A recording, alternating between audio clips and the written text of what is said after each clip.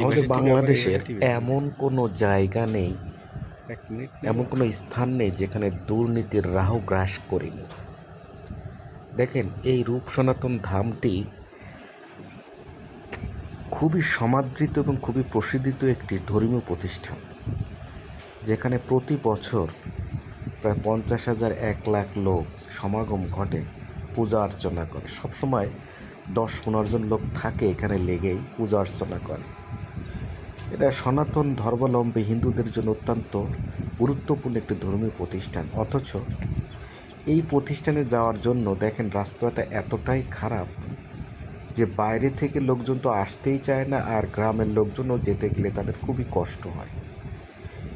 এই রাস্তাটির বাজেট হয় কিনা আমি জানি না, এটা সরকারের উচ্চ মহল জানে।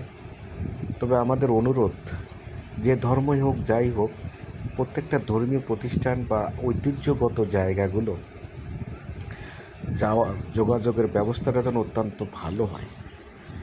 আমরা অত্যন্ত কষ্ট ও লজ্জাজনকভাবে চলতে হয়, ভাবি যে আসলে দুর্নীতি কি এতটাই আমাদের বাংলাদেশে গ্রাস করেছে, দেশটাকে পুরো গিলে খেয়ে ফেলেছে। এত সুন্দর একটা রূপ সনাতন ধাম, অথচ তার রাস্তাটা কতটা খারাপ দেখেন। এই ধামটি হচ্ছে যশোর জেলার অভয়নগর থানার অন্তর্গত প্রেমবাগ ইউনিয়নে অবস্থিত, এবং প্রেমবাগ ইউনিয়নের ডান পাশে অর্থাৎ বসুন্তিয়া যেতে এটা প্রেমবাগ গেট স্কুলের পাশেই অবস্থিত রূপ সনাতন ধাম। কচাতলা ধাম নামে অনেকে পরিচিত অনেকের কাছে। অথচ রাস্তাটির অবস্থা এতটাই খারাপ যা বর্ণনা করা যায় না ভাই।